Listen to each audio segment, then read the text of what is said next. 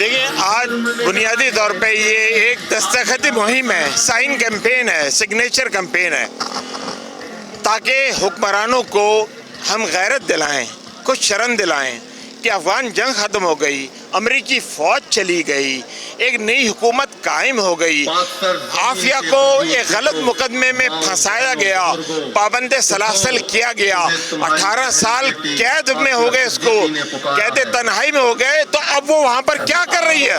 اس کو پاکستان واپس کیوں نہیں بلا رہا؟ کیا رکاوٹیں ہیں؟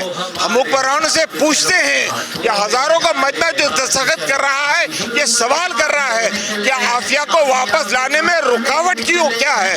کیونکہ وزیر اعظم بننے سے پہلے عمران خان نے وعدہ کیا تھا کہ میں پہلے 100 دنوں میں ڈاکٹر عافیہ کو واپس لاؤں گا۔ 3.5 سال ہو گئے ان کو حکومت میں، اب تو ان کے جانے کے دن ہیں، لیکن عافیہ کو بھول گئے۔ تو کیا وہ ووٹ لینے کے لیے انہوں نے عافیہ کا نام استعمال کیا تھا؟ کہیں ہم نہ رکے، کہیں ہم نہ جھکے،